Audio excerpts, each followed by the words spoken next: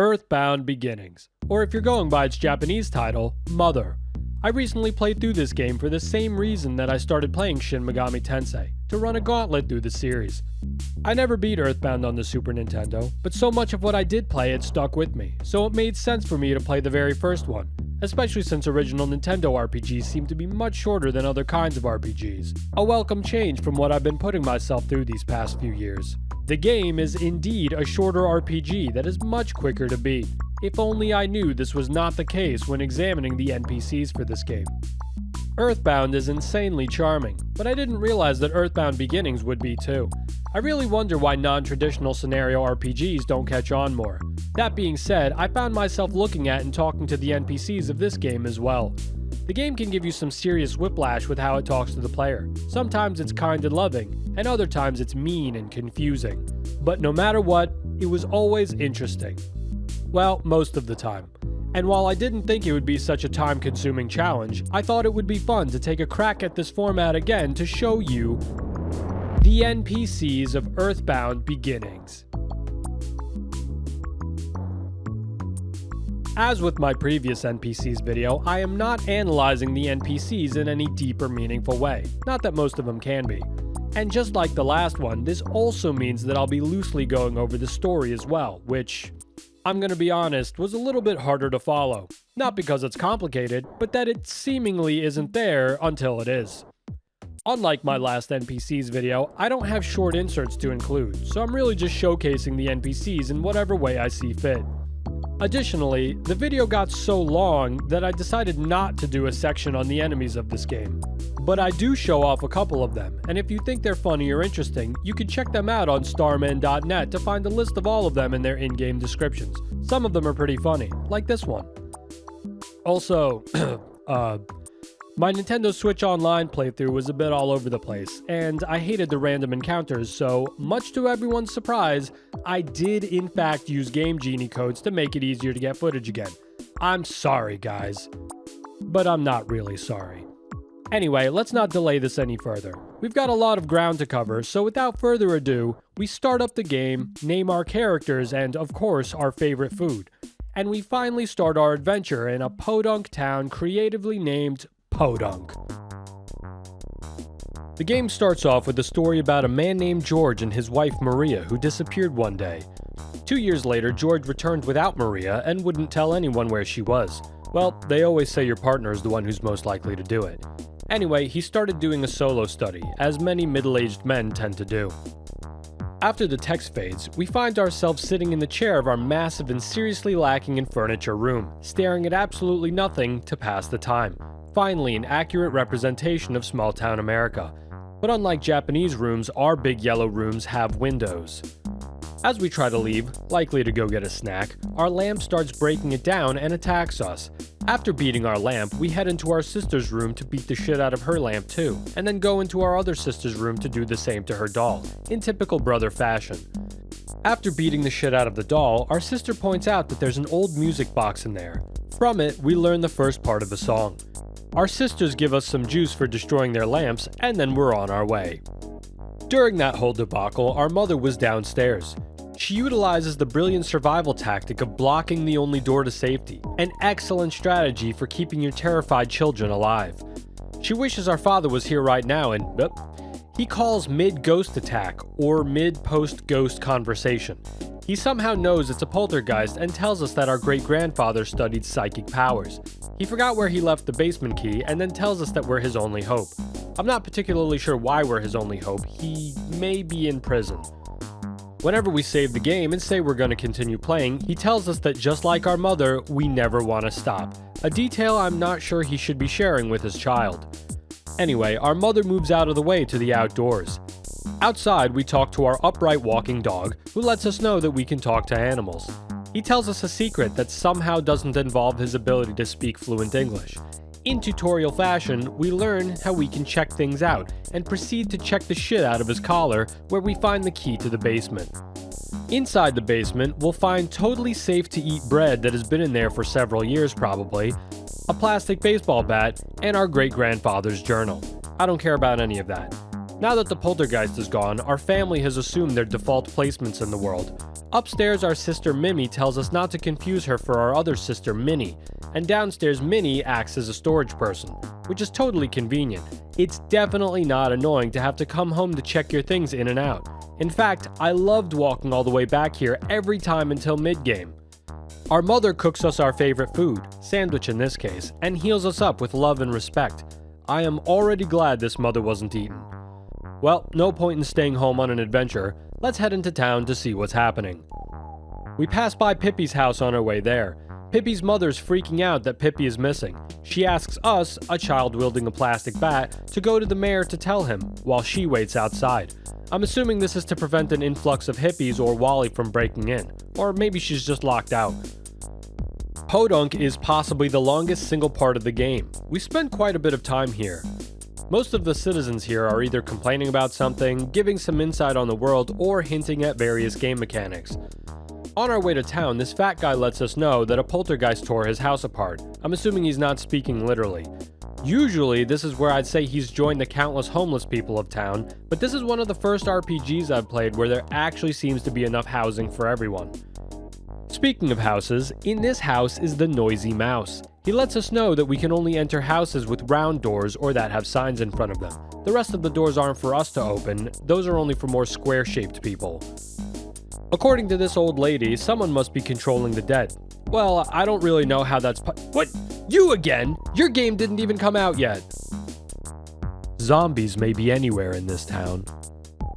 I can only surmise that this man is trying to spread fear among the local children, because that's a terrible thing to say to a child out of nowhere. This kid asks us if we're a zombie. If we tell him we are, then he runs off screaming in fear. He then forgets what he was running away for and instantly returns after we walk away.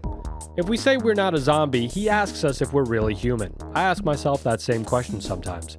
If we say we aren't human, he shares with us that he was so scared that he pissed himself.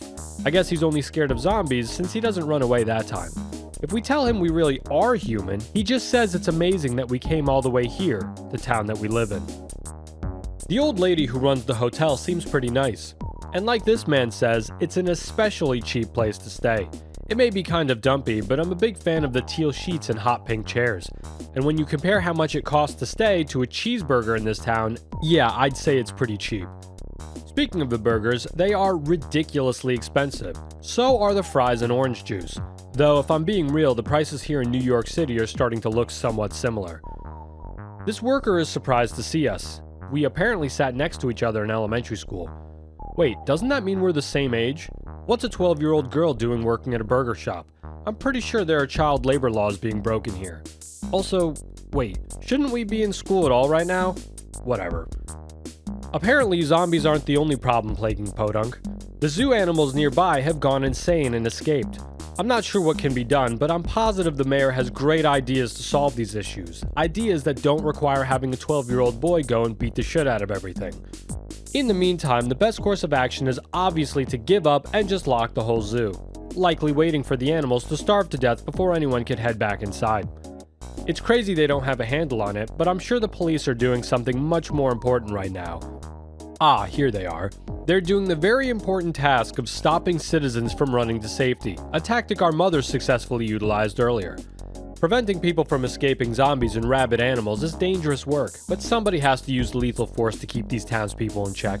They whisper irresponsible advice on how to get around the blockade by pointing us in the direction of their less responsible coworkers.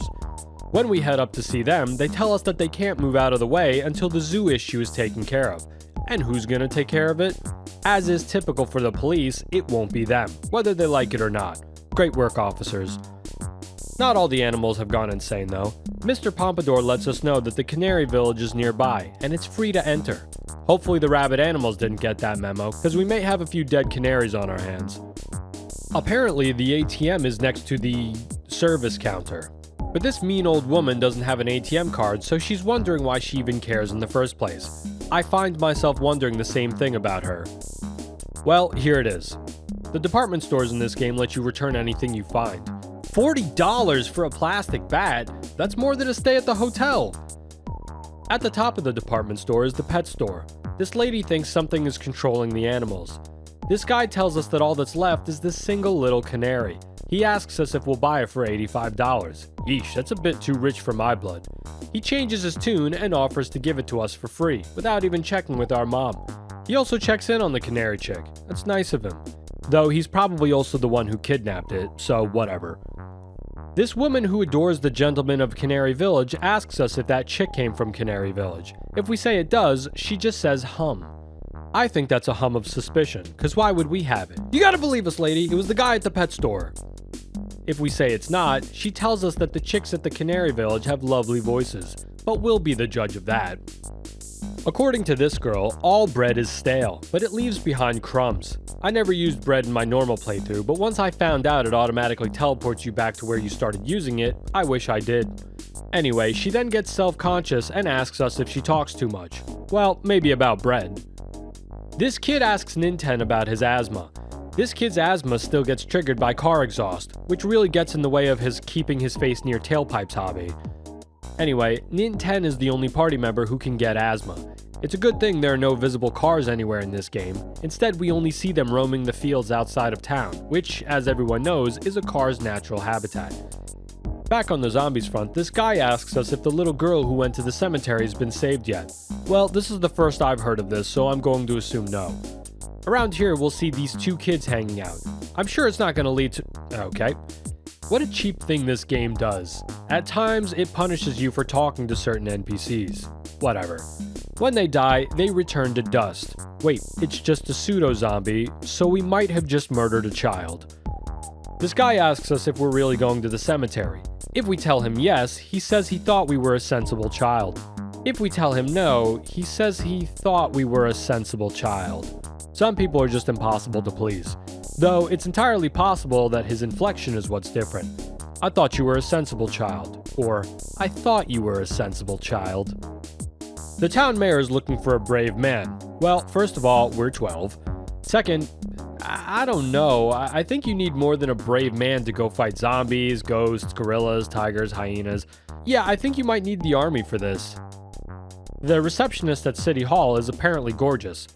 Well, to each their own. Right now, all the receptionist says is that she'll share the secret with us later. I'm sure it's a real juicy secret.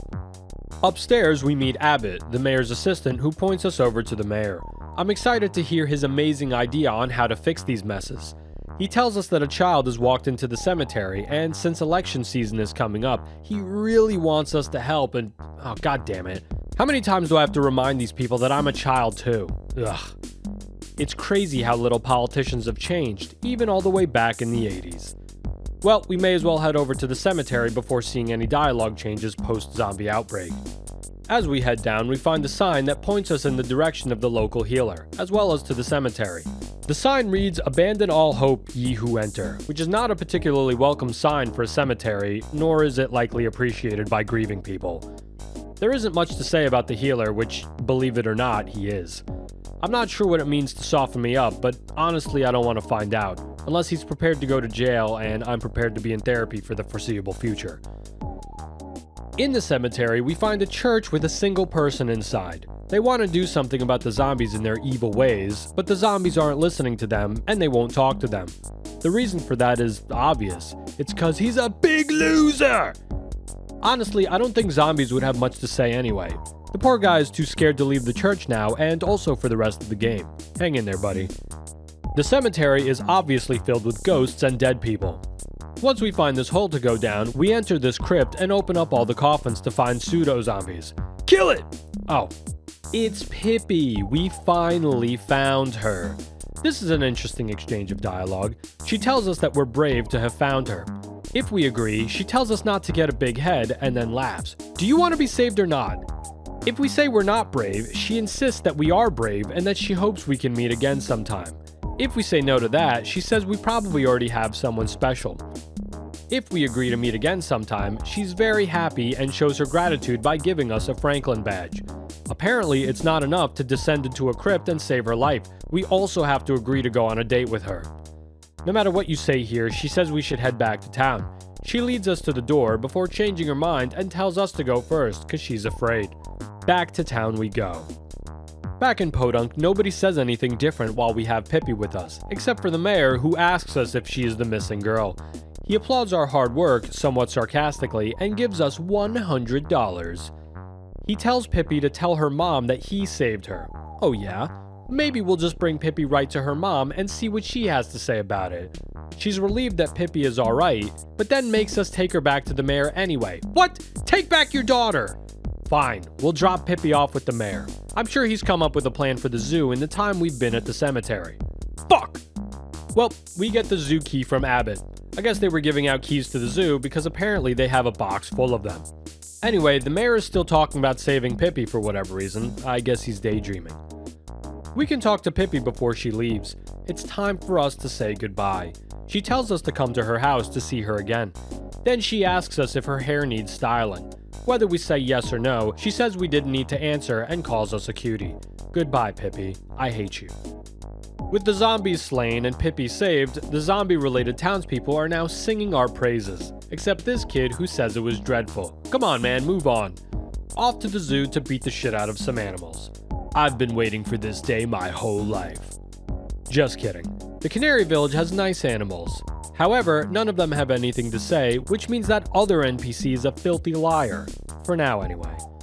We meet the brave man who lives in the Canary Village with all the man-sized canaries. When we speak to him, he says it's fine weather today, but he doesn't care about that. If we have the canary chick with us, he says that the baby canary is Laura's, and he asks us if we'll return her baby to her. If we say no, then he'll break the fourth wall and tell us we just missed something very important. If we tell him that we'll return the baby to Laura, he just says, "Where is Laura?" Well, some help you are. Clearly, Laura is this canary hanging out behind the wall, likely trying to be eaten by a lion. If we have her chick, get over here, Laura! If we have her chick, then Laura is overjoyed and begins to sing. We learn a song from her, and now all of the canaries are singing again. No wonder the guy at the pet store was willing to give back this chick. He must have felt guilty after kidnapping her child. Anyway, the man tells us that Laura has remembered her song and has begun to sing again. We know, we were there. He asks us if we learned the melody, which he damn well knows we did. He tells us that there is power in song. If we say we didn't learn Laura's song, then he just says that's no good. But what's really no good is this escaped monkey at the zoo. We see it hanging out outside, blocking the locked door. If we come with the key, he steals it from us, breaks the lock, and runs through, meaning what we actually needed was not a key, but a monkey. The zoo has all kinds of animals. Bunnies, pandas, monkeys, penguins, flamingos, and my personal favorite, a giant floating capsule.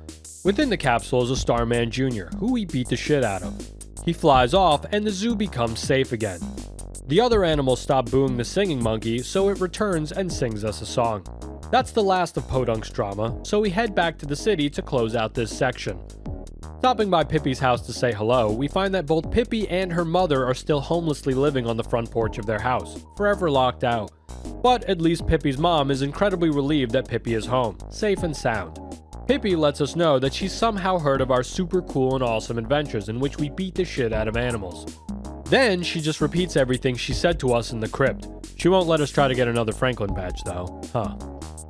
Even more people have heard of our exploits and have replaced their woeful dialogue with praise. I'm super.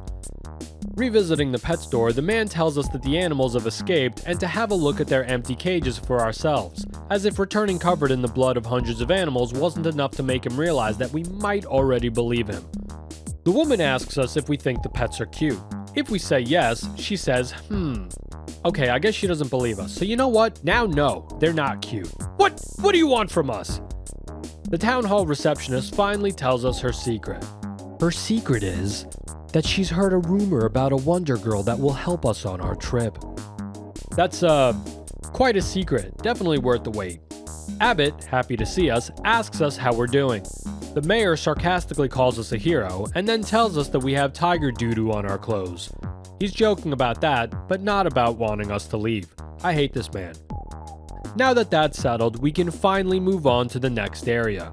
We go to revisit the cops up north, who tell us that the curfew is over, but that they don't know why travel was ever restricted in the first place, forgetting that it was to make sure nobody could run away to safety.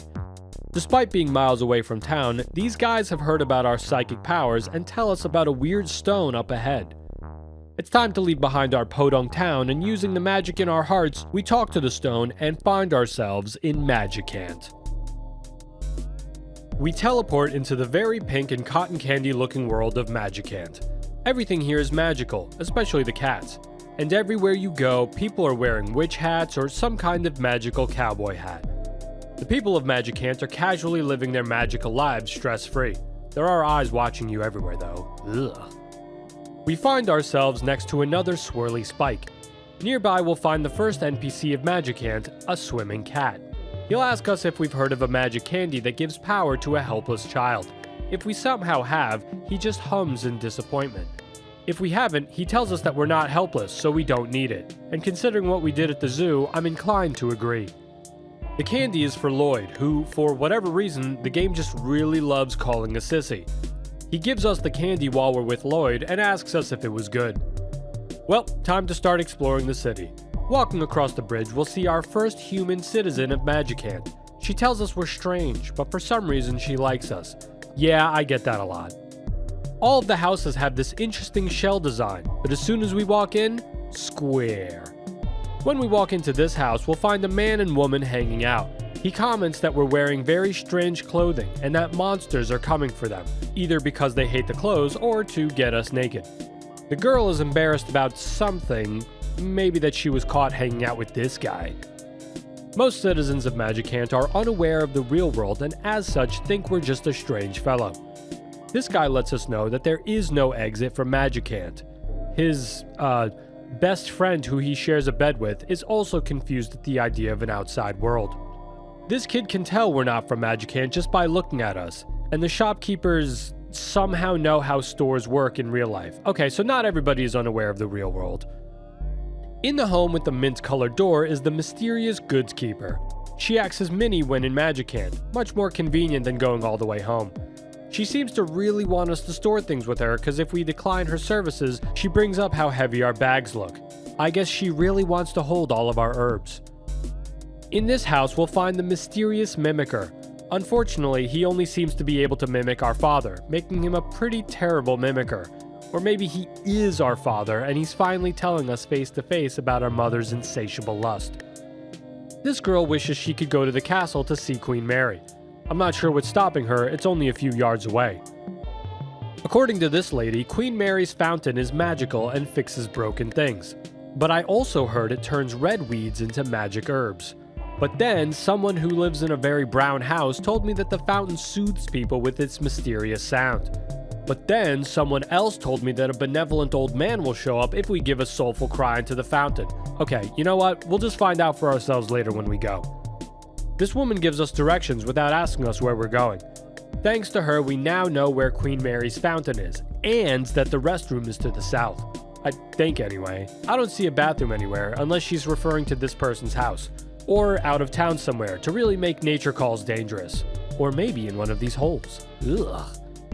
This guy asks us if we want the big bag. I wonder what's in the big bag.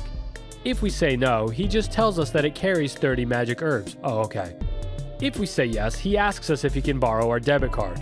If we say no to that, he says we don't trust anyone. The truth is, this trick has been used on me by every romantic partner I've had in my life, which is how I was able to avoid this trick this time. But unlike my previous partners, he does say that it may be a good attitude to have. Alright, I guess he's earned it.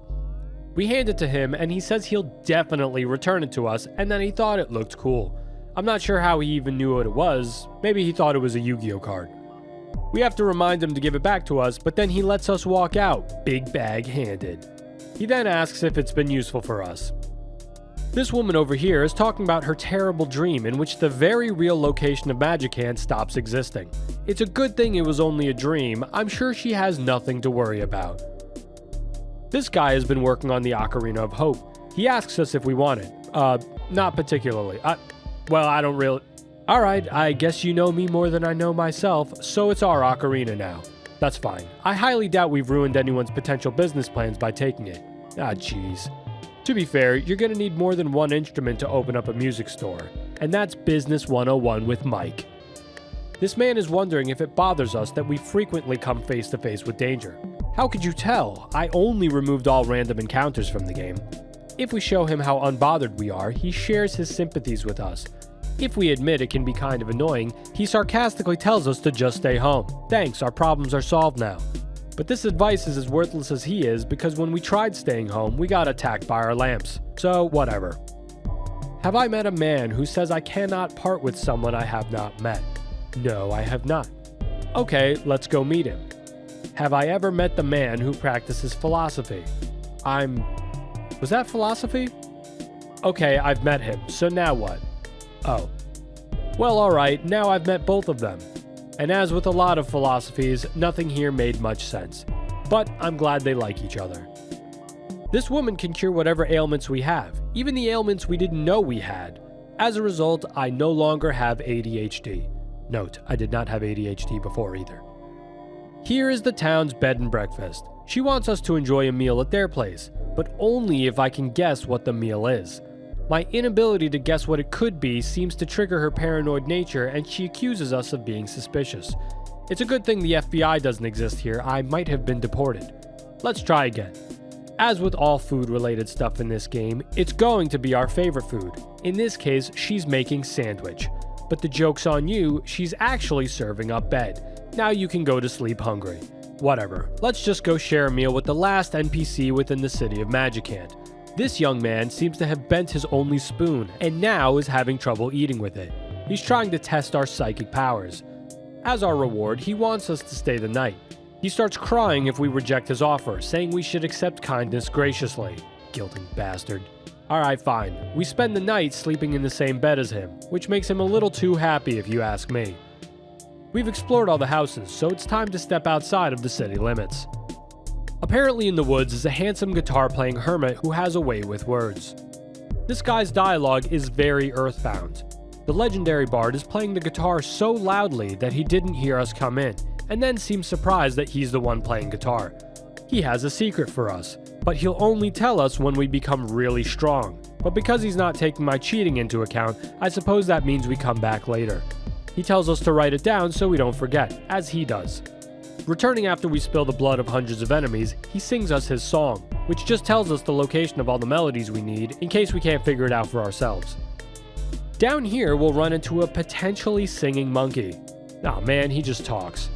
The talking monkey clarifies that he's not a singing monkey and that normal monkeys don't sing, obviously. He asks us if we have any questions. Well, I might have one Hey, answer my question!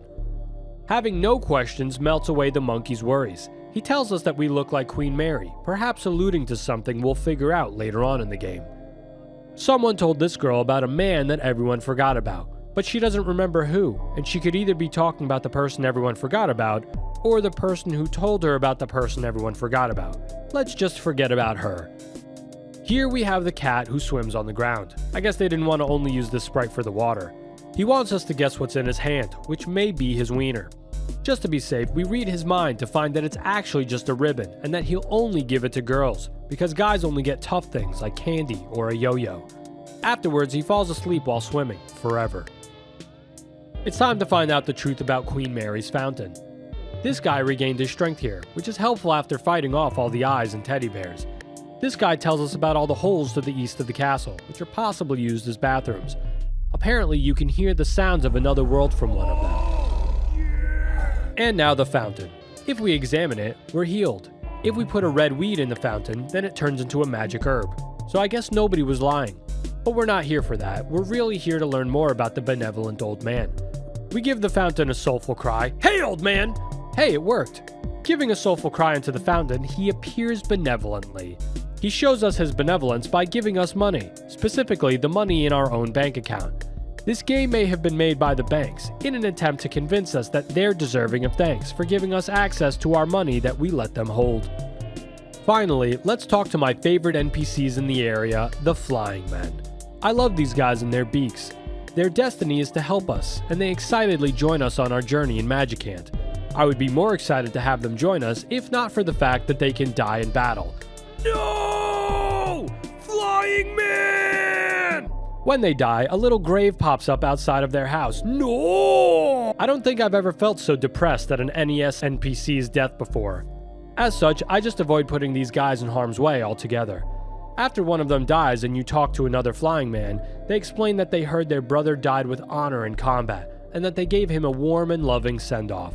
Afterwards, the one you speak to proudly replaces him. I have no idea if anything is said when more flying men die, and I refuse to ever find out. Well, I'm depressed now, so let's get the hell out of Magicant. We should talk to Queen Mary first, though.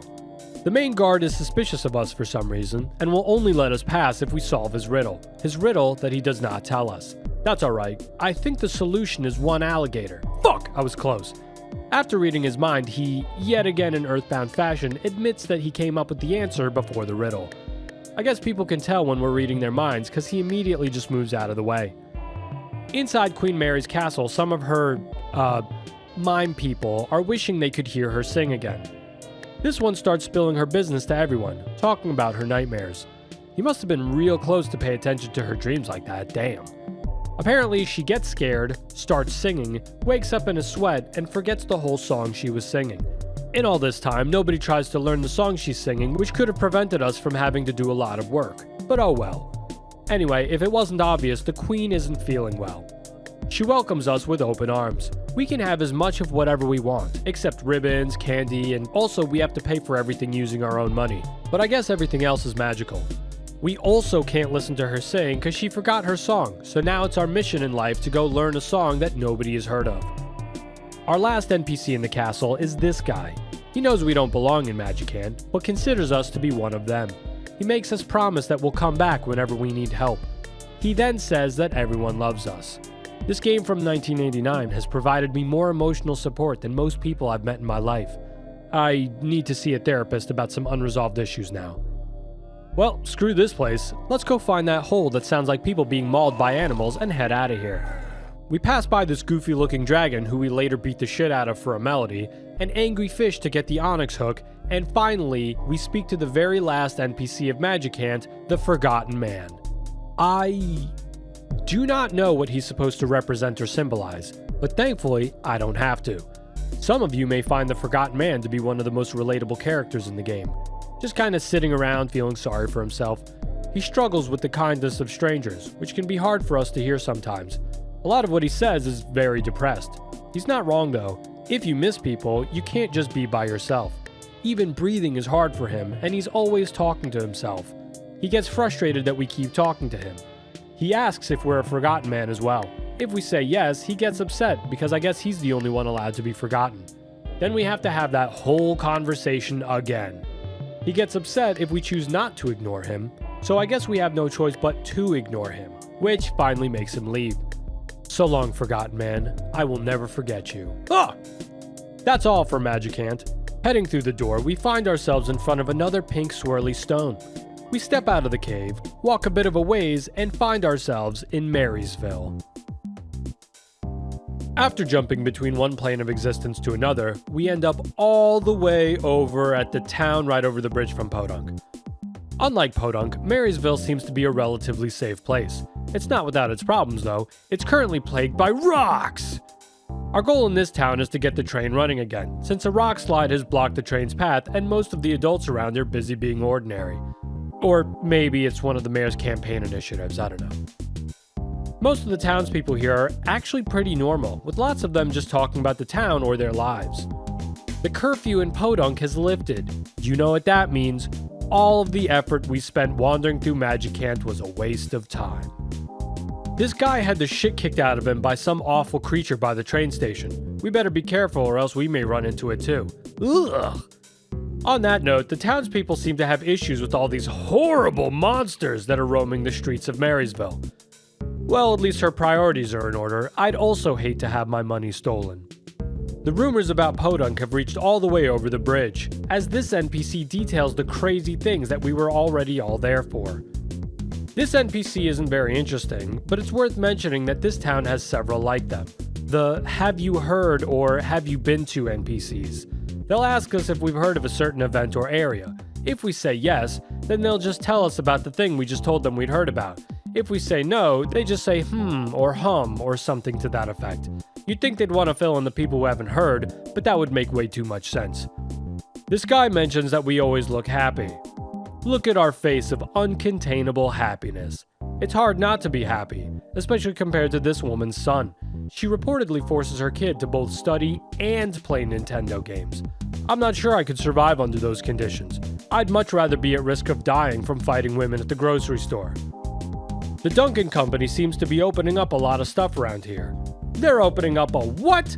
A strip club? Oh my god, that's terrible. Where? I need to know so I can avoid it at all costs. Yeah, nobody likes that idea. Well, considering they're opening it in the only town with an elementary school, I suppose I understand their concerns. There's a lot of townspeople being, quite subtle when guiding the player towards the next location, which is the Duncan factory.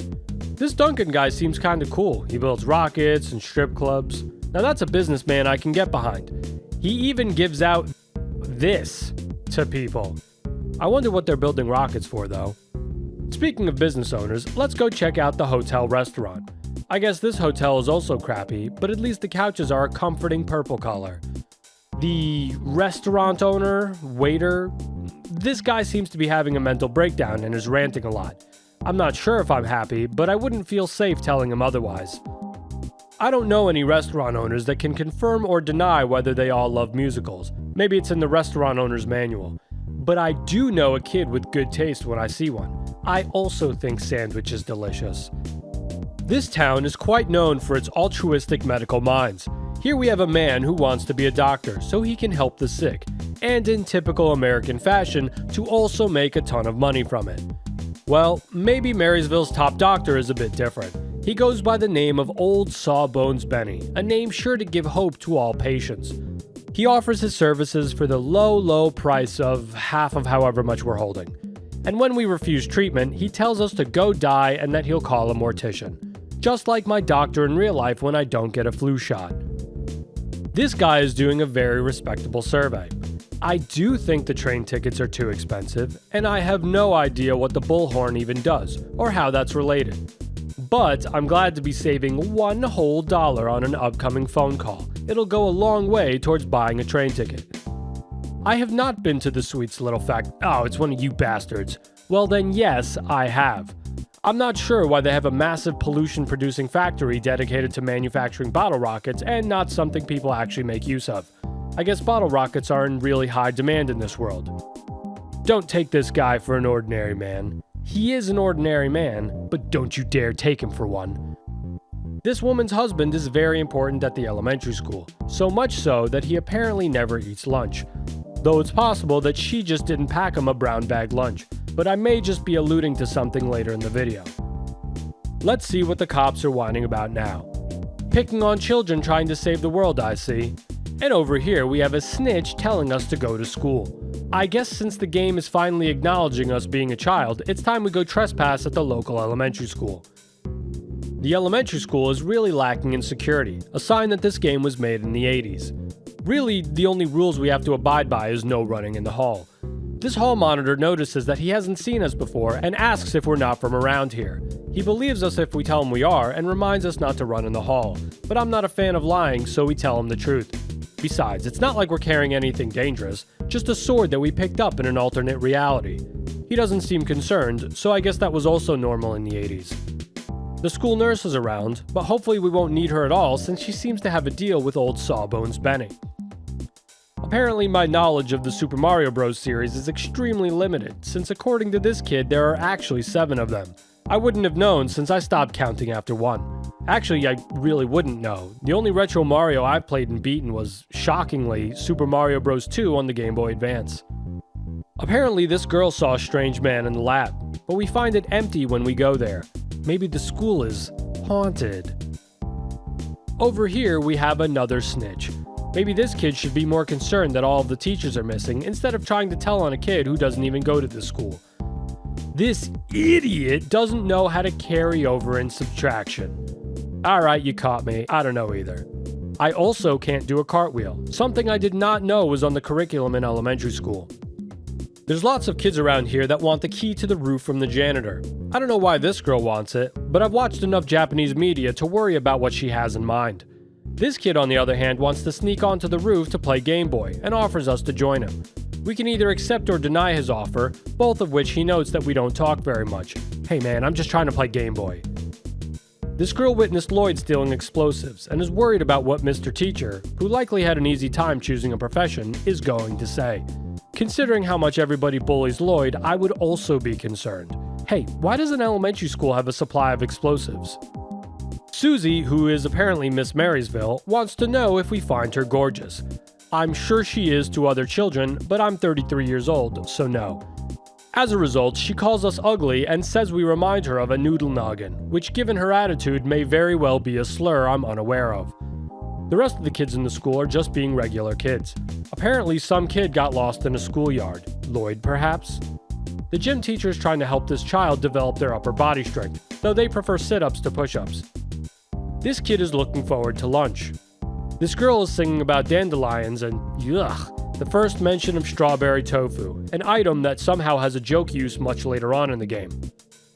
Don't take this little girl for an ordinary man, because she's not. But her father most certainly is. This douche and his friend, who seems confused, were picking on Lloyd. They are hopefully not the reason why he was stealing explosives from the school. Not all of the students at the school are mean to Lloyd, though. This guy in the library thinks that Lloyd will grow up to be a computer engineer, a very high-paying position. We can only hope that he does. With his alarming skills with bombs and other weaponry, he may have some less gentle career choices in mind, especially as an American. This girl tells us to keep quiet in the library. Then she sneezes and gets us sick, making us now have to pay $3,000 to cure our cold. God damn it. You know what, Lloyd? Do whatever you want. This is a good place to introduce another kind of recurring character in this game. Several NPCs exist solely to give you a cold, punishing you for exploring and trying to speak to everyone. An incredibly mean and original Nintendo thing to do. Well, I guess it's time for us to check out the locked roof. The T-obsessed janitor has the key. Like many other irresponsible adults, he begins venting out his frustrations to us. He rightfully wants to prevent children from going up to the roof to do terrible, dangerous things, like play video games. But it's actually not that big a deal to him. Unlike his lazy wife... Wait, I also don't get out of bed until afternoon. She won't even pack him a brown bag lunch. Wait a minute, is this lady the lazy wife? Anyway, if we tell him it's actually not that bad, he says that kids don't know the sorrows of real life, which is surprisingly relatable. He then reveals that she has a spending problem and maxes out his credit cards, so now he has to hide them.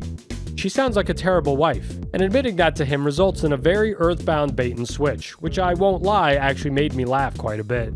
So no, I guess she doesn't sound that bad. I mean, she married a janitor, so she must look at more than just appearances.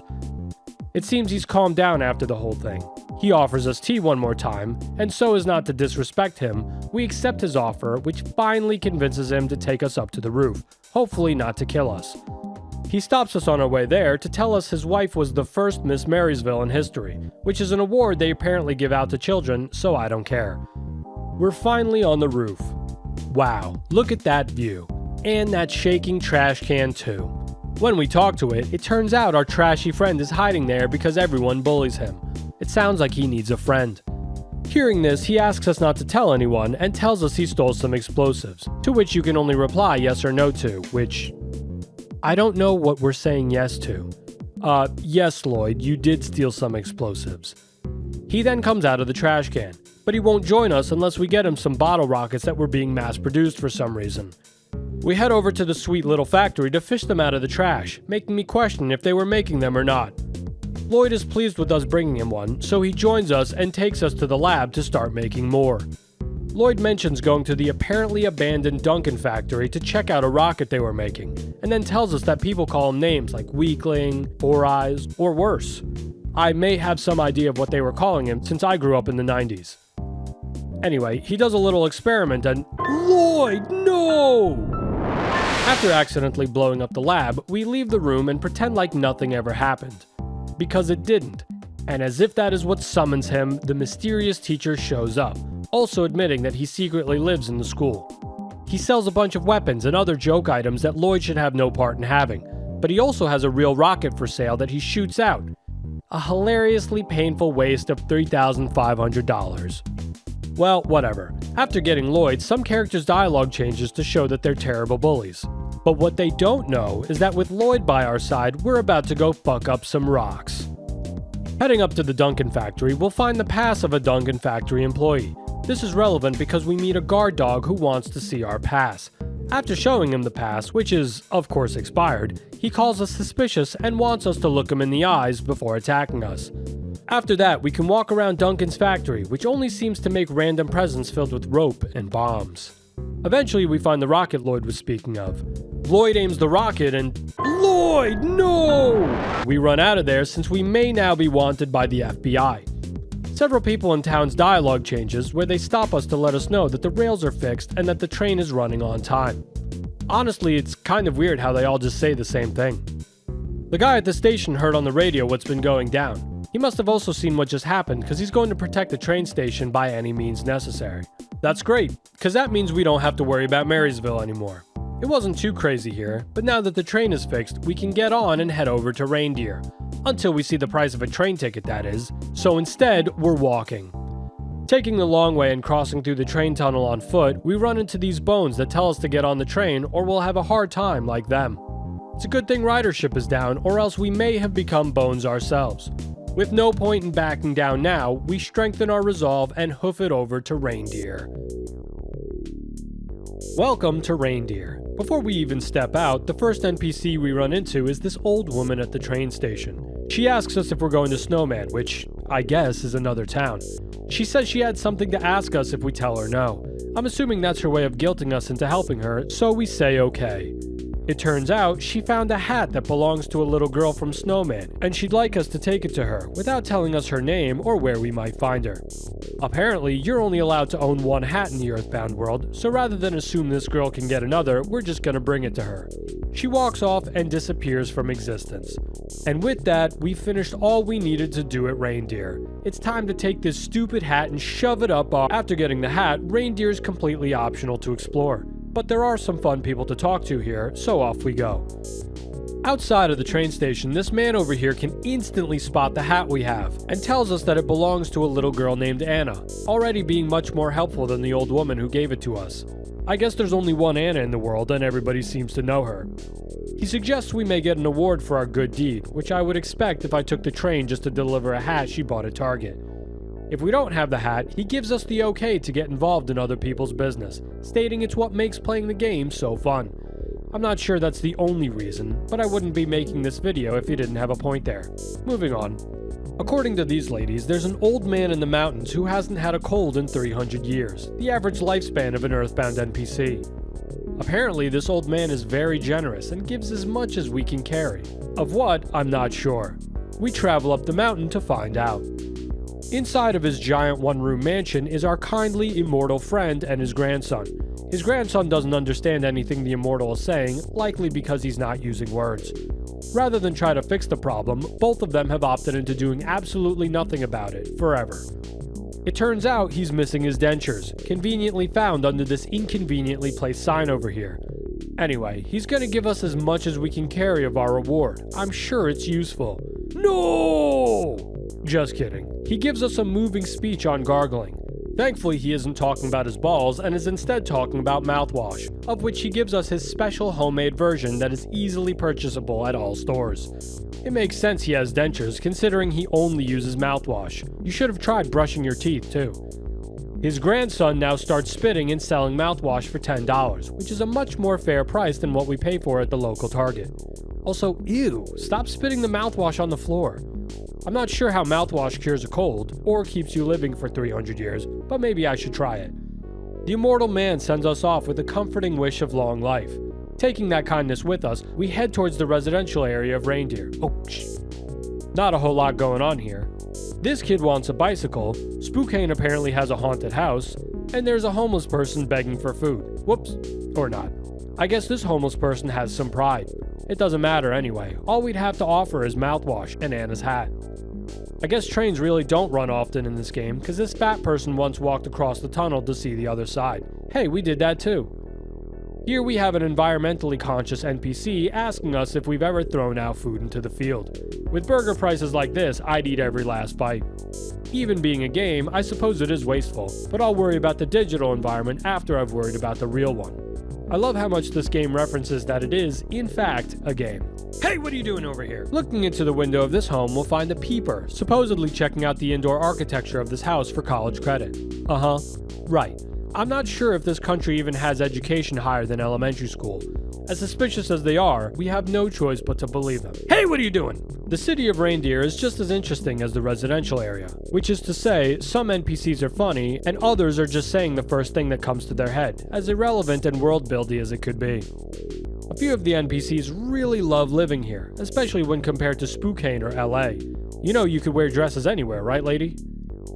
Apparently this town where nothing happens, not even story-wise, has become pretty dangerous. The only way I can see how it's getting dangerous is from the growing horde of sick people. Ugh! Apparently it's been getting worse this year. This dude in the hospital lost a lot of weight from having the flu. Why try weight loss drugs when you can just get sick instead? This scientist is doing a terrible job at hiding his cold, just really coughing up his lungs. Like most Americans, he probably can't afford to take the day off. To his credit, he's clearly covering his mouth because he doesn't get us sick.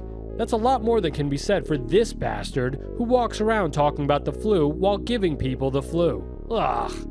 I hate having colds in this game. They're really annoying. But the NPCs don't seem to believe in them since they walk around outside instead of staying home resting. Clearly the town is misinformed. This guy can't even believe that someone died from a cold. The flu kills like 25,000 people a year. I'd hate to see this place during a global pandemic. To top things off, apparently the townspeople are just selling their medicine at the store. Anything for a quick buck, I guess. Speaking of the stores in town, there's a bit of shenanigans going on.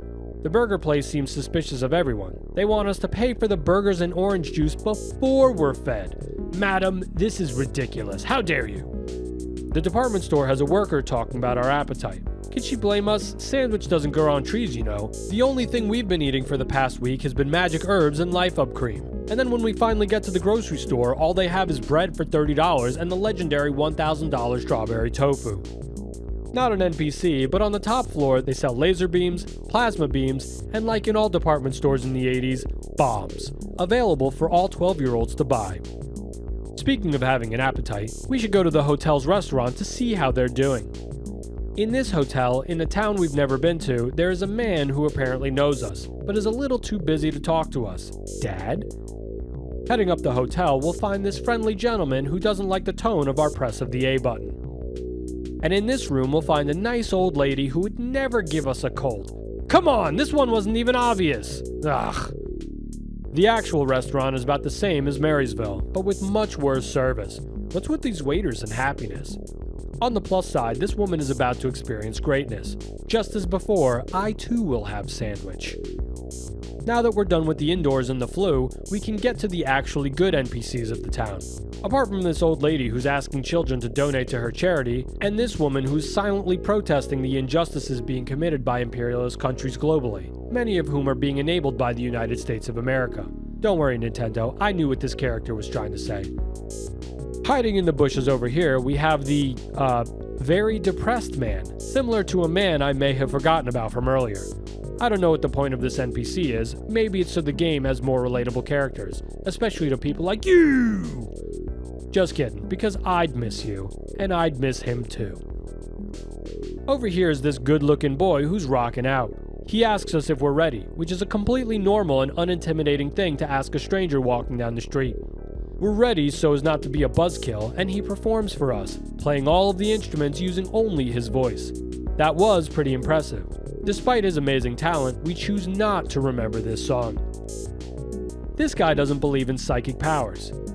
And neither do I. Here we have another homeless person begging us to give them something, and they're being really aggressive about it. Geez, no thanks. But since they're thinking of something nice to give us, I guess we can part ways with a rope. In exchange, we are given a flea bag. You know, I usually advocate for fair and proper treatment of the homeless, but this one, do what you will with them. This cop is looking for a woman with a big belly around here. Apparently she ate 5 sandwiches and ran off without paying. Sounds like my kind of woman. Here she is over here. She's super full and her belly is huge. How they couldn't catch a woman like this is beyond me. Now, I don't normally want to speak to the police, but for a crime as horrendous as this, I'll make an exception.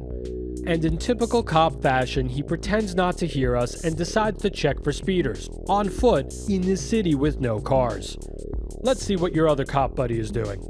Apparently there's a swindler around here with a slick-looking mustache. That sounds way more serious. And here he is, hanging out in broad daylight down the street. He gives us $400 whether we want it or not, and then goes incognito, roaming around in random directions as men with slick mustaches are known to do, I guess. Officer, he's over here. Yep. Never mind. This guy needs to look for parking tickets to give out in this city that, again, does not have any cars. And that's why you never talk to the police. And with that life lesson, all of Reindeer is done. We've heard a lot about Spookane, but I guess we do have this hat to give back. We skip over Spookane for now and head over to the snowy town of Snowman. Snowman has my favorite town name in the game. It's also my least favorite place in the game. You may understand soon.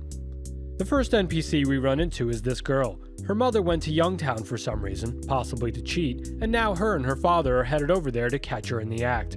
Or they would, if the train all the way there wasn't broken. Well, I guess they may as well just live in the train station forever now. Outside, we can finally see why they call it Snowman, because there's a big fat round guy hanging out in the snow. This novice clairvoyant lets us know that we may or may not go back to Union Station, a common tactic that may or may not be used by all scam psychics.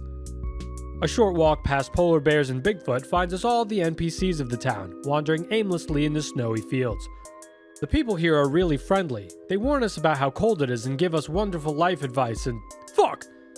Well, most of the people here are pretty careful about getting other people sick, and they're great with giving directions. Damn it!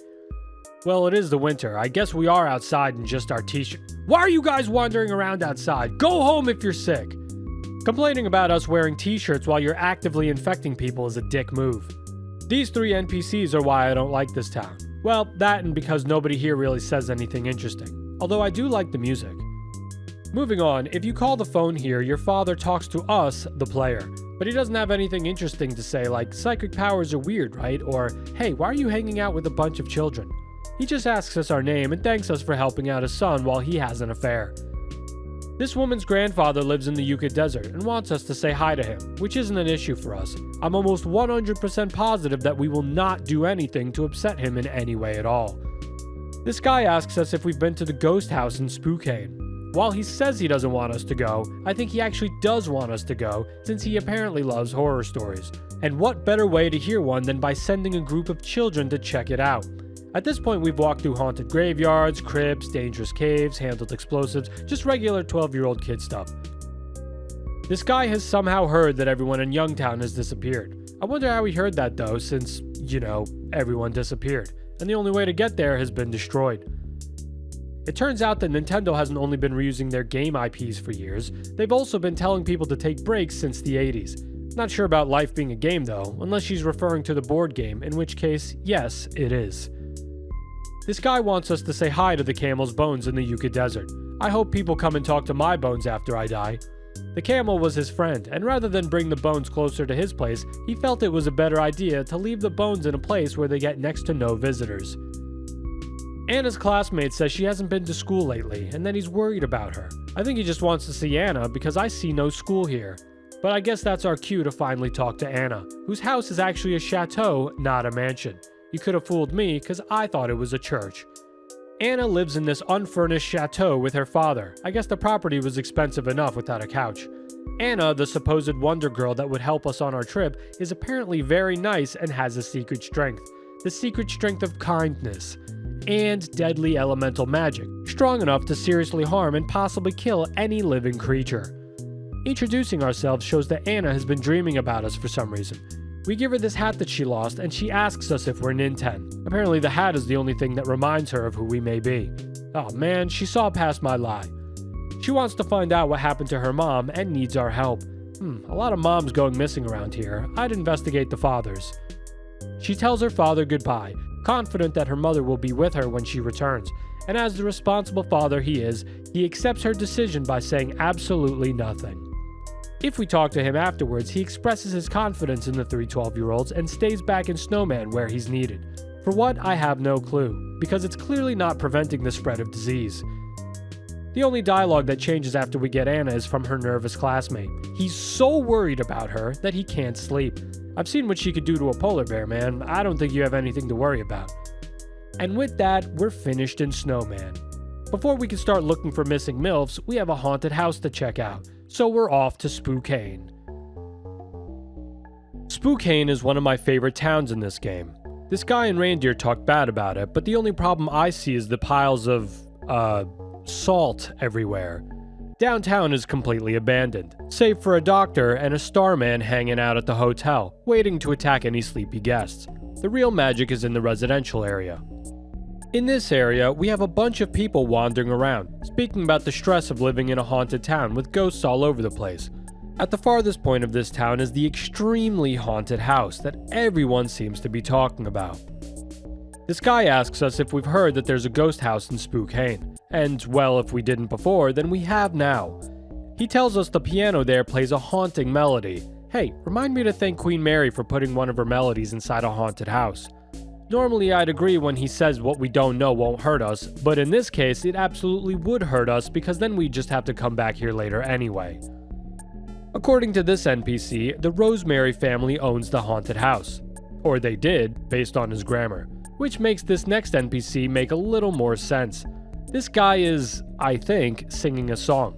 He may be a ghost, a kid, or may actually be a jolly postman looking for the Rosemary's new address.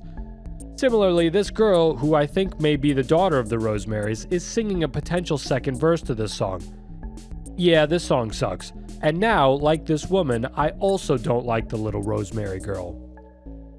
This guy explains that downtown has been abandoned because the street has become infested with monsters like eagle and bear and wolf. I've never seen such horrors, not since I've been to the zoo with my family. But the monsters aren't only downtown and at the haunted house. This kid's place also got a visit from a ghost. But unfortunately, the ghost thought his room was too small, so he left. Damn, man, beggars can't be choosers. But I think you dodged a bullet there, considering a grown-ass ghost was trying to sleep in a child's room. This isn't an interesting NPC, but damn, this guy is mean. His dialogue doesn't change or anything. He's just a rude guy. In case you were wondering how this town could get any better, they also have their own clown.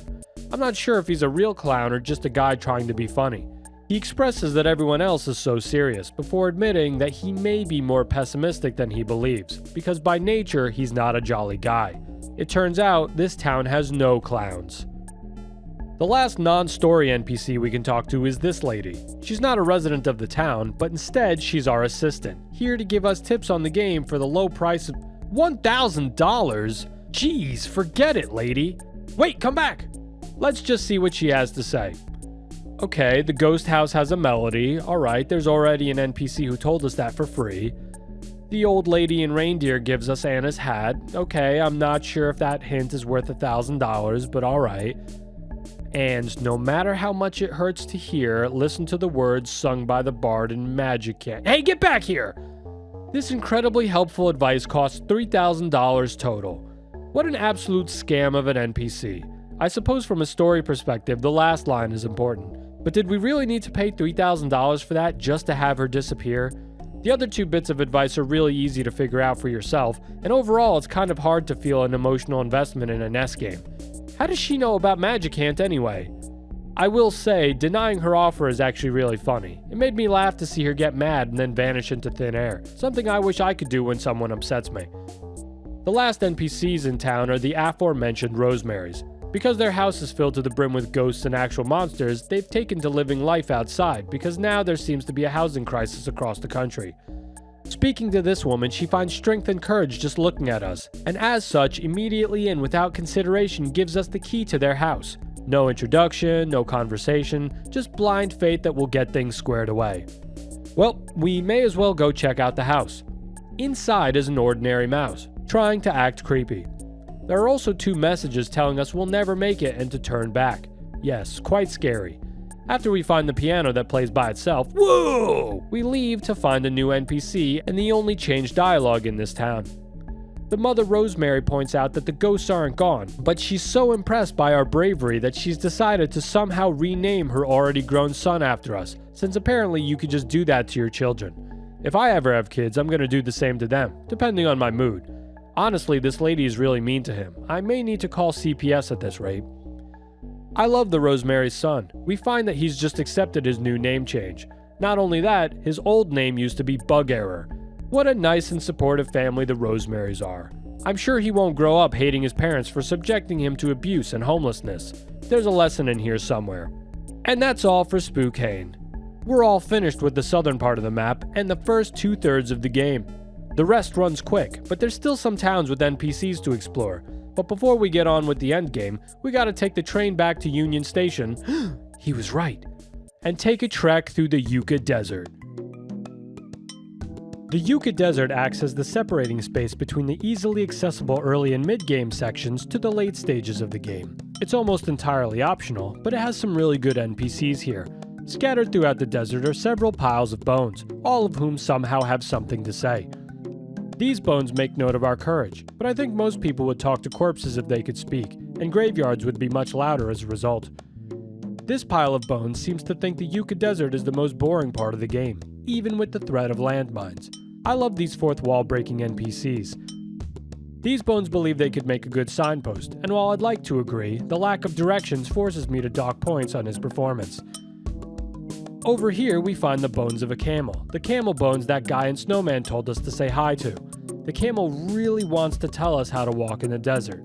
Like really wants to tell us how to walk in the desert. Since moving away from a stationary being isn't possible without being rude, we let him tell us his 100-year wisdom of moving your feet before the other sinks. I wasn't aware that camels live that long, or that learning to walk takes that much time. The last pile of bones is me if I was a pile of bones. Well, minus the attacking thing, because I would absolutely throw my femur at unsupervised children crossing the desert. But I would definitely be saying that I'm just a pile of bones now. On our way to the center of the desert, we'll find a singing cactus, which is another brilliant place to put a melody. And now for the main desert NPC, we have the war veteran. We can't tell him his granddaughter said hi, but we will do so in spirit. According to him, he took part in the Great Yucca Desert War, a grand war that was waged between, I guess, the capitalists of Merrysville and the douchebags of Ellay. He placed mines all over the desert, but I guess after the war he removed all but one of them, which he probably left there as a joke. Taking a quick detour from speaking to him, we'll find the mine all the way to the east of the desert, where we get a certificate with our name on it, or just ellipses if we haven't given them our name yet. It says they acknowledge that we did in fact step on the mine in the Yucca Desert, and they ask us to keep it a secret. Signed by Shigesato Itoi himself. Stepping on the mine actually does change up some dialogue later on in the game, but back to the veteran for now. He's actually a really nice guy.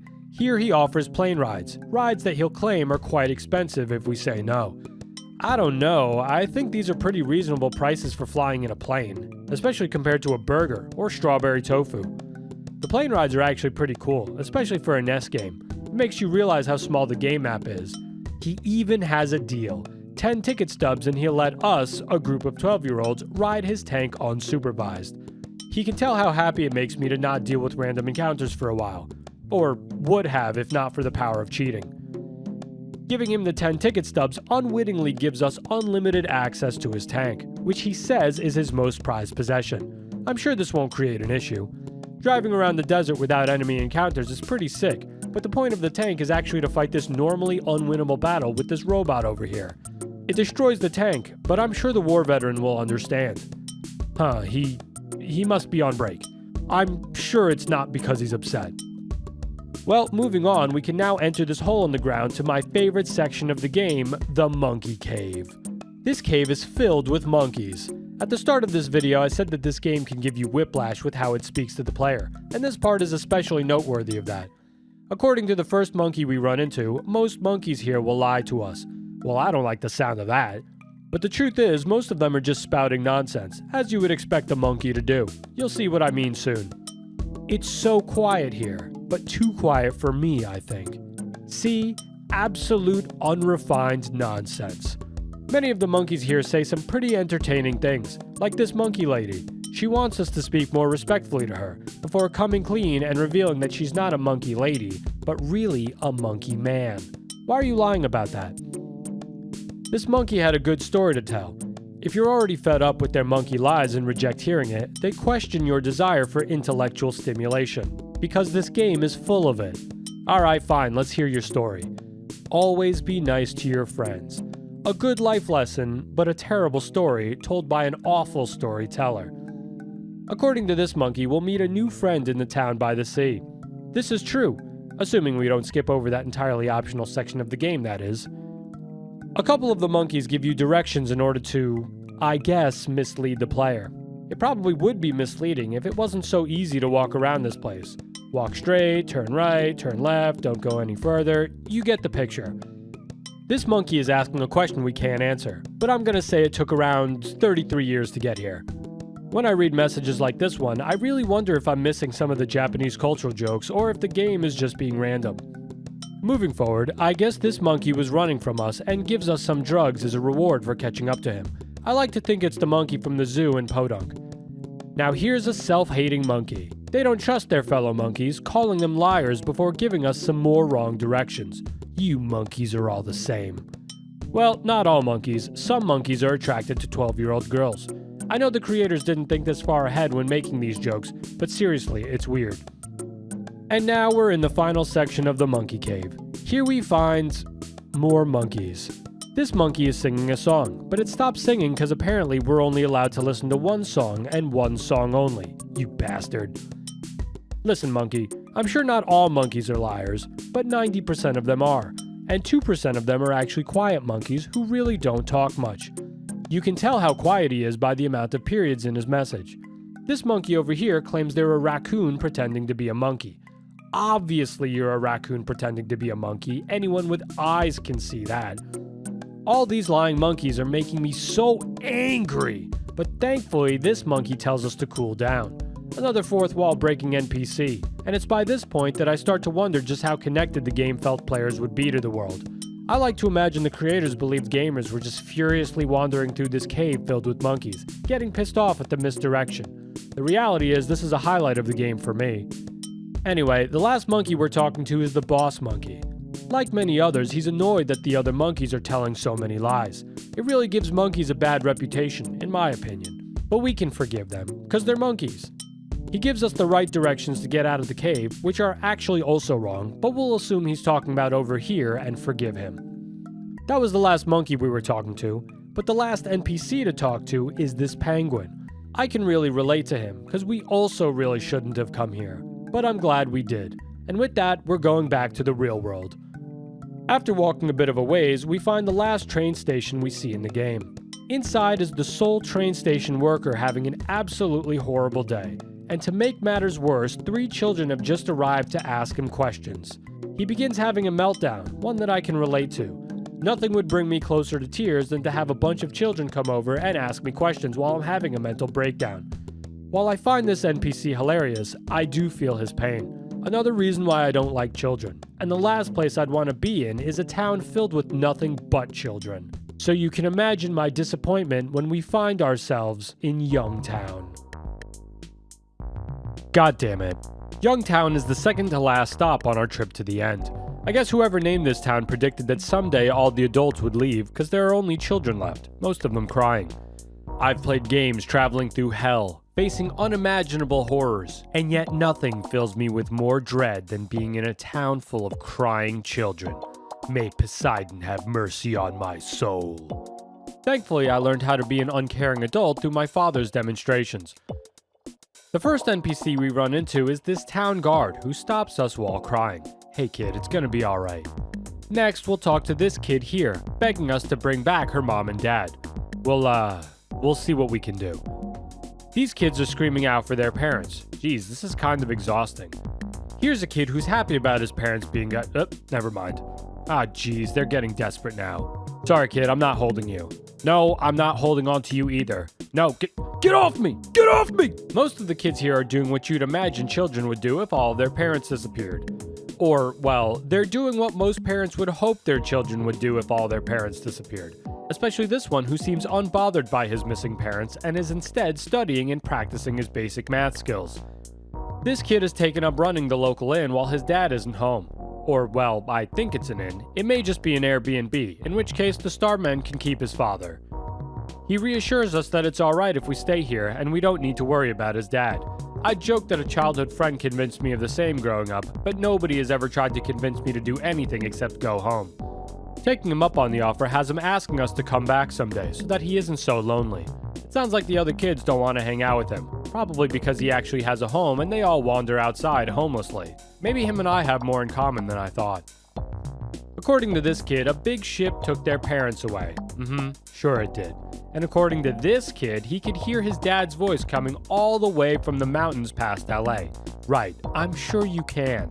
I didn't realize we were back in the monkey cave with all the liars. But that's some exceptional hearing if he's telling the truth. He literally heard through a city and a swamp. Apparently there's something very strange about the Garrickson baby. Very strange indeed. Heading over to the only other house we can enter, we'll find Tom Garrickson, a hobbyist introducer. The Garrickson mother told her daughter that the baby has mystic powers, so I guess we'll have to see for ourselves. Magical.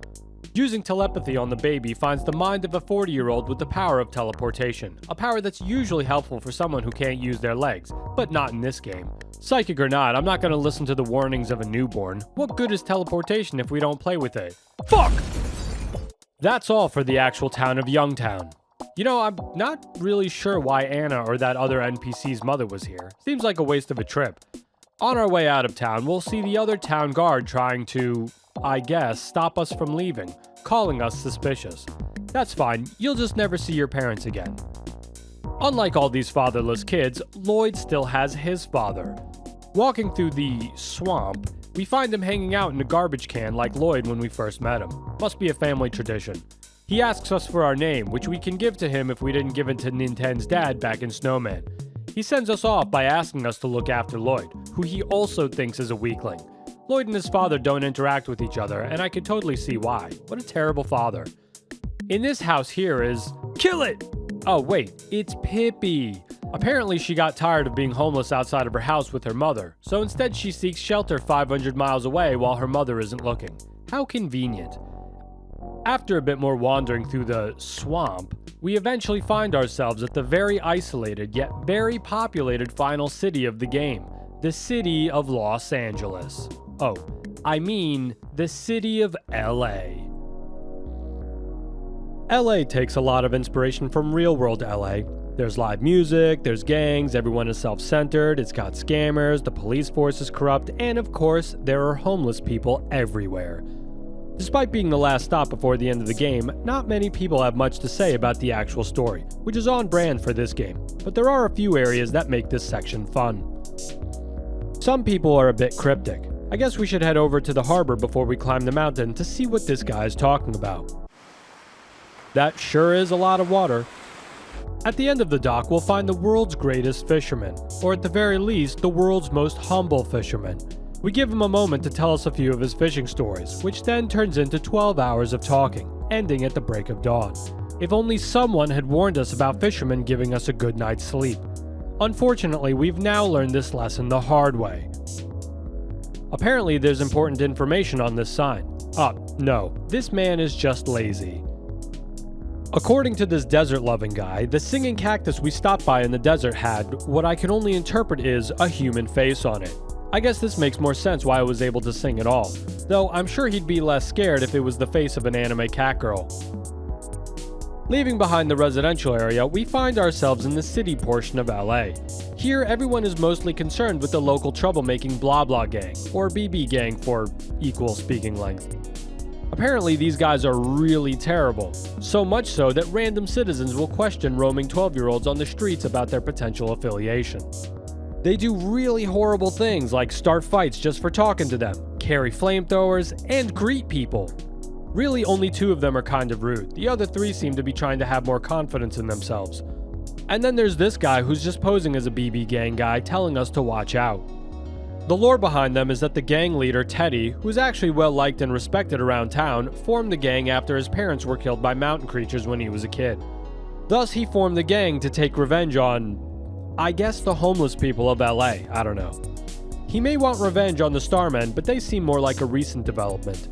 In response to all this gang activity, the police are selling weapons to children, at least when they have them in stock.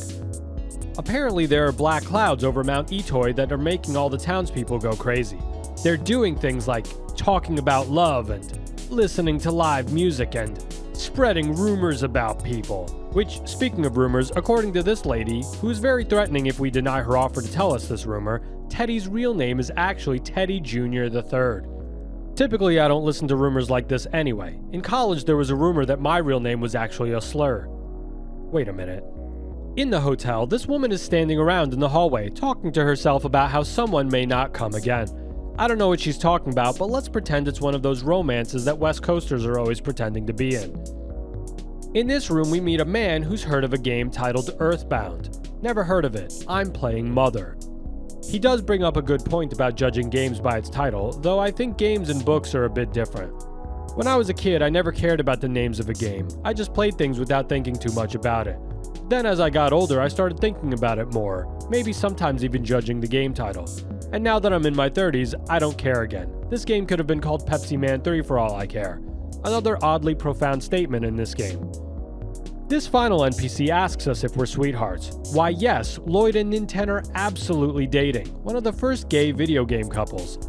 Actually, to speak on this for a moment, before this NPC there's no inclination that there's anyone romantically involved in this game.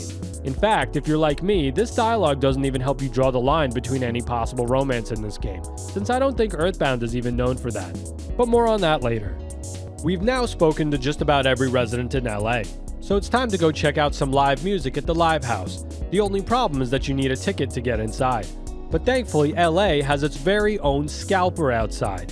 He tells us that the store is all sold out of tickets, but he's selling a ticket for the low price of $1,200. Wow, just like most concert tickets in 2025. He calls us stingy if we deny his offer, so I guess we'll pretend to have rich parents and buy it. Before you say anything, we don't have rich parents in this game. Our father just gives us $1 for every ounce of blood we spill from our enemies, which he then sells to hospitals for a high price. We earn this money. Anyway, he'll tell us not to go to the store now. Aw, you son of a bitch. Actually, I think this dialogue is hilarious. And that's still an expensive price for a ticket, though not bad for 3 people. Well, whatever. Now all that's left is to go to the Live House and... uh-oh. If you broke the War Veterans tank, he shows up blocking the path to the Live House, a part which is, as far as I understand, actually completely optional. He confronts us over breaking the tank, his most prized possession. Knowing this economy, it's going to be some ridiculous cost to pay it back. $200? That's it? To repair a tank? Jesus, this market's a real mess. Giving him the money sends him off, and we never see him again. Goodbye, War Veteran, and hello to the Live House. You need a ticket to get in. Most of the people here are actually nice law-abiding citizens who don't offer alcohol to minors, or hit on little girls, or exploit child labor laws. Well, half of them aren't. Okay, 2 of them aren't. This section actually has some of the most varied responses from the NPCs. It's kind of interesting that they put so much of it here. This guy over here acts like he knows Anna, before admitting that he just saw her name on her hat. Alright, you don't have to take a seat right over here just yet, but I've got my eye on you. However, if we somehow made it all the way over here without ever getting Anna in the game, his dialogue changes to saying the girl was so cute. Take him away, officers. According to this lady, Teddy's parents were killed by mountain creatures. Knowing your mother got mauled to death by a mountain lion or a bear would probably make a lot of people angry. But let's be real, what the hell were they doing up there anyway? Probably running away from their ugly kid. Okay, this next part is a bit long-winded. Well, the video is long-winded, but this time I'm warning you. This morally questionable woman would like to buy us a drink, because I guess giving alcohol to kids is what cool people do. If we say no, she pressures us and asks us if we're scared of the police. Well, we are in LA. But for the sake of completion, okay, we'll let her buy us a drink. Just in time for the police to show up and take her away. Just kidding, it's the children who are at fault in this situation, so off we go to spend the night in jail. The cop sympathetically tells us to think about what we've done, because we are somehow the offender in this situation. No, I don't know I did a bad thing. An answer which makes us stay another full night in jail. Fine, we learned our lesson. They then take our $1,000 baseball bat, which they also call a weapon, in typical police fashion. I guess LA has a problem with people being beaten to death with bats, since his mind went to it being a weapon and not sports equipment used for America's pastime. What a terrible cop. The real LAPD would be proud. He leaves us with a surprisingly insightful nugget of wisdom that does not help make us feel better, before leaving us to talk to his partner who is now selling back our gear to us. I actually find it hilarious that this cop has the same dialogue as the scammer outside of the live house, calling us stingy if we say no and telling us not to go to the store now. Back at the live house, the woman who is not arrested for buying us a drink is no longer adding drinks to her tab, making all of this a waste of time. I hate this woman. Now for the final few people in here, there is actually another set of changes based on whether you stepped on the landmine in the Yucca Desert. Speaking to this guy without stepping on the landmine, he tells us not to peek in the back room or else we'll get in trouble. Going into that back room, we'll find a big fat man telling us to get out of his dressing room. Clearly he isn't using it for much since we never see him perform. But if we have stepped on the landmine, then word spreads that we stepped on it. I guess it's a Japanese joke that a landmine is a euphemism for dog shit, and he sympathetically tells us he didn't enjoy the experience much either. And the fat guy tells us that he heard we stepped in dog shit and that it's not very cool we did that, as though we went out of our way to do it. Well, we did go out of our way to do it, but not because it was dog shit, but because it was a deadly explosive. Now for the final part of Ellay, performing on stage. Apparently they're really in need of a trio of children to entertain, which becomes evident when they boo and show us their basic math skills if only Ninten and Lloyd show up to sing on stage. We're accused of being shy if we deny the offer to sing, so we say yes to jam and... It turns out that if you have an illegal copy of the game, then this screen pops up and breaks your game. It's not as aggressive as some other Earthbound anti-piracy measures, but I sure would be annoyed. Following a surprisingly entertaining dance number, Teddy finally shows up, thanks us for the song, and then asks who's been beating the shit out of his friends. Admitting to it is funnier than denying it, and I will say that this guy shouldn't be surprised that people would beat the shit out of his flamethrower holding friends. Fighting Teddy earns us his admiration, and he then tells us that he seeks vengeance for his parents. He then wants us to head to the mountains so we can get revenge on... the mountains, I guess. I don't know, man, I barely know you and I think you kinda suck. Damn it. Well, I guess we have to take him. He unfortunately kicks out Lloyd from our party because Lloyd isn't good at fighting, even though he's been a core part of our team for the whole game and is the only person who knows how to use bombs, a rock's mortal enemy. With Teddy in the party, there are only 3 changes in all of Ellay. This NPC tells us she wishes Teddy would go back to the way he was, you know, when he was a child. And this NPC tells us that the BB gang members are now doing alright, likely feeling nervous because we have Teddy with us, and sharing rumors about him to his face may not be the smartest idea. Finally, all of the BB gang members no longer fight us. Instead, they ignore us and greet Teddy. Now, Ellay may be finished, but there's one final section with some NPCs to visit. Overlooking the sea is a watchtower for tourists to go and visit. Inside the watchtower, you'll find this gentleman, who talks about previously seeing smoke coming from one of the islands. He must come here a lot. Apparently, he didn't look through the free telescopes with nobody else on them to investigate. Over here, the host lets us know that the telescopes are at the top of the tower, a standard place for telescopes to be. On top of the tower, we'll find said telescopes looking out towards the ocean, because who would want to look at shitty LA? Looking through this telescope causes a rocket to fire off and land near us. From here, we know exactly what to do, although that rocket looks a bit familiar, so just to be safe, we're gonna pilot it so that Lloyd doesn't get any ideas. We land on the distant island to find a house with scientists and their piece of shit friend inside. They're doing very important research that requires them to be completely secluded and hidden from the public, only reachable by way of rocket that somehow doesn't explode when you get on it.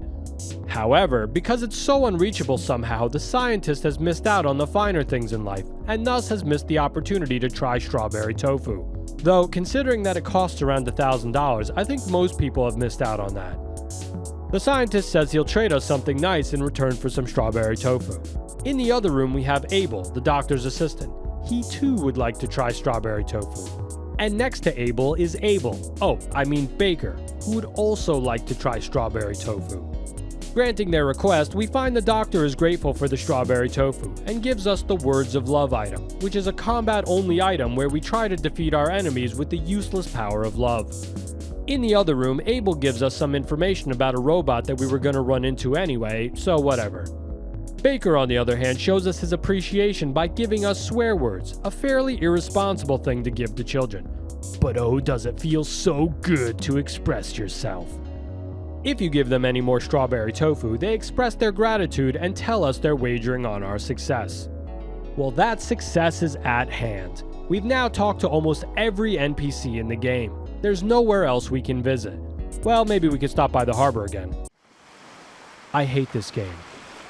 It was a long, confusing, directionless road, but it's almost over.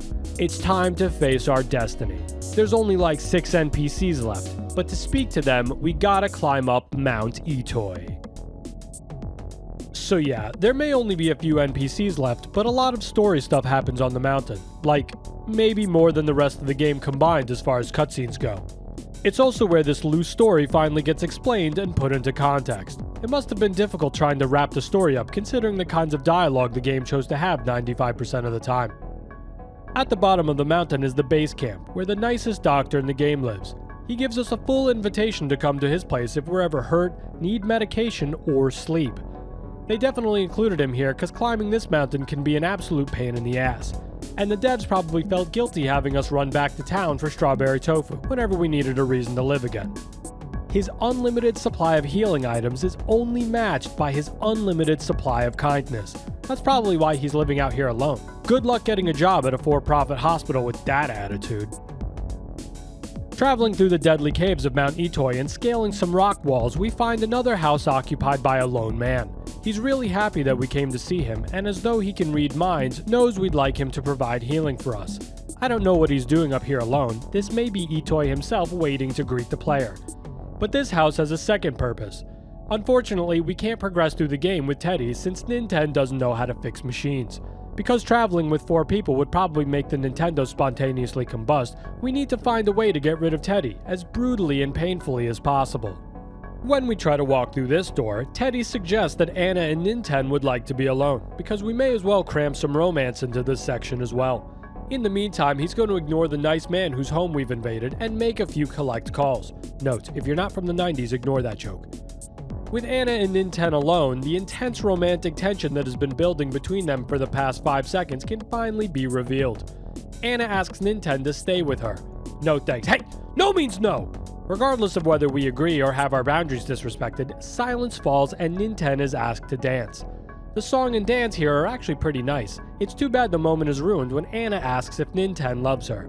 Maybe I wasn't paying attention during the game, but I'm not sure if silently walking in a single file line through danger usually builds chemistry between people. But what do I know? Maybe I'll give it a try. If we tell her no, then she doesn't get the hint and instead chooses to believe we're just saying no out of dedication to saving the world. If we say yes, she reveals that she's loved us for a whole few weeks now, ever since she even knew we actually existed. Suddenly, Teddy interrupts the moment, or saves us from disaster depending on your perspective. He asks why Anna and Nintendo are blushing, despite being the person to suggest their alone time in the first place. He hurries us up to leave, but then stops to ask if we hear the loud noises coming from outside. And just as suddenly, we end up in an unwinnable fight against a robot. Right before being murdered, Lloyd shows up to save the day. He fires off a missile that misses and... Lloyd, no! After causing one last national tragedy, Lloyd shows up in a tank that probably would have come in handy much earlier in the game, and I'm a little annoyed he didn't tell us he had it. Lloyd grabs the defeated party and brings them back to base camp. Back at base camp, everyone sits around silently as Teddy lays on the bed incapacitated. Teddy has somehow learned that brute strength is not enough to beat the enemies that we've been beating with brute strength. Only after being hospitalized and being put in a situation with the odds stacked against us does Teddy finally feel confident that peace can be restored to the world. The doctor calls out to Lloyd and tells him it's his turn to fight for himself, something Lloyd was more than willing to do earlier until he was kicked out of the group by Teddy.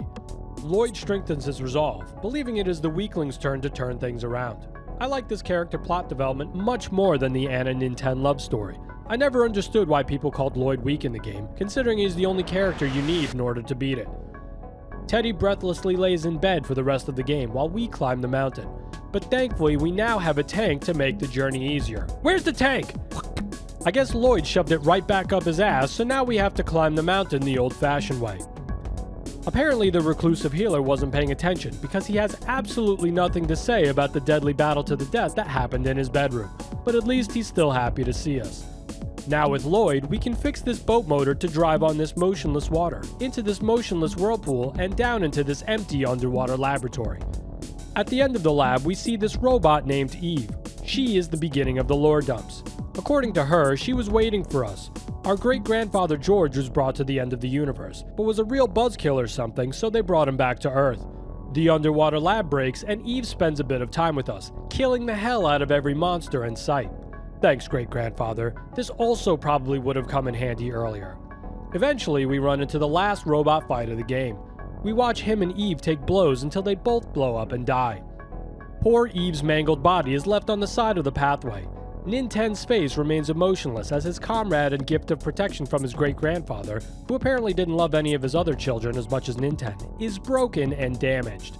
He then checks her insides to find the music box that plays another melody. Rest in pieces, Eve. Climbing up to the top of the mountain, we find the XX stone. Examining it, we see 4 shards of light break out, and we hear a message from our great-grandfather. He explains that our great-grandmother Maria's love was scattered across the continent in the form of melodies. He gives us the very last melody, and everything goes silent. With all 8 of the melodies we needed, we Onyx hook over to Magicant for a final meeting with Queen Mary. We head right to Queen Mary's throne room and sing her the song she had forgotten, where she finally remembers the truth. It turns out that Queen Mary is actually your great-grandmother Maria. She tells us about a dog-like alien child named Geeg that she loved and who loved her, except when she sang. I guess her singing voice is terrible. With her purpose complete, she disappears and heads into the afterlife to join George. And with her, Magicant also vanishes, and everyone you knew and possibly loved from there is gone forever. Ah geez, sorry lady. Well, no use crying over the imaginary deaths of imaginary people. We're back at the top of Mount Itoi. The power of music has removed a rock blocking our path, as it's known to do, and we can now enter the final cave. This is the brief instance of the game where it shows quite a few horror elements. In this room, we'll find all of the kidnapped humans being stored in these dark goo containers. Jesus Christ. This NPC here speaks out to us, and despite being head deep in the dark goo, can just barely make out that we are a very specific person from a very specific town on the other side of the continent. They continue to demonstrate their uncanny awareness by telling us that Anna's mom is locked in a room in the back, to not try to rescue them, and to first destroy the mothership. Down here is an NPC who's a little more forward about explaining the situation. A much more believable reaction. Why the mothership kidnapped these people and then put them in pods and then took them out of the mothership is beyond me, but whatever.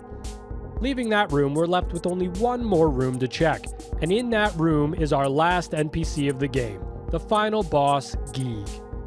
Geeg, a name that I struggled very much to find the proper pronunciation for, is an interesting boss battle. He damages the player, inexplicably. He gives us a full speech in which he explains the entirety of the story to us, which is very thoughtful but would have been more appreciated a few hours ago. Let's summarize it. Calling out to us specifically, he expresses his gratitude to Ninten's family. George and Maria were kidnapped to raise him for some reason, hence the title Mother. But while they were there, George stole the secrets of the Starmen, that secret being the power of psychic abilities. They began their plan to conquer the human race, only to find resistance from the descendant of George and Maria, meaning Ninten. He demands that Ninten leave and accept the fate of Earth. He taunts our strength, calling us all weak. Geeg then tells Ninten to board the mothership with him, offering to save him alone. When Ninten non-verbally refuses the offer, he ends his speech telling him to prepare for a life in the goo. We don't actually have to wait for him to tell his speech, I was just being polite. As soon as we let him finish up, we can finally fight back and sing him! Yeah, sing him to death! Look at him go, sing him to death! After singing him down, he backs off and swears that him and Ninten will meet again, something that never actually happens. The undestroyed mothership takes off and we get some end of the game cutaways. The goo people are freed, and Anna is reunited with her mom. Teddy recovers and transfers his sword fighting skills into a music career. All of the adults of Youngtown return. Anna and Ninten go their separate ways, with Anna promising not to forget Ninten, and maybe Lloyd as well. Somehow everyone on Earth heard what happened now, so Lloyd returns a hero, but only in his school I guess. Ninten's mom and sisters are happy to have him back home for good, wasting no time calling him fat. Despite Ninten possessing the power of teleportation allowing him to see Anna whenever he wants, he sends her a letter with photo evidence that he can, in fact, show emotions. And finally, Ninten speaks for the first time in the game to say he's going to sleep. The credits roll with all of the characters showing up and everyone is happy. Except for Ninten's dad who, in failing to reach Ninten, now has to leave the fate of the Earth up to Ness instead. Oh well. The end. That's it for the game and all of its NPCs. After speaking to and documenting every NPC in this game, I realized two things. The first, I can absolutely see why Earthbound has become as popular as it is. Second, I need a better hobby. But on that first point, the game and these NPCs really surprised me. Considering how many of the other games of this generation had stiff and generic characters, these NPCs actually had a bit of flavor to them. Even the ones who said absolutely nothing of value. The game didn't take itself too seriously, and it really helps it stand out from the rest of the generation. While initially I was just doing this video to say I did another NPCs video that wasn't for a Magicant game, I ended up getting pretty into it. And before I knew it, it was even longer than the NPCs of Shin Megami Tensei, much to my dismay. But these characters kept me entertained, so it wasn't that bad. I'm proud of this video, and I'm glad that I finally got to see the beginning of the Earthbound series. Now I'll have no hang-ups about finally playing through Earthbound and Mother 3. As always, thank you guys for watching. This video took a lot of time and effort, but if it makes a few of you guys laugh and appreciate an older game, then it's worth it. And with that, see ya.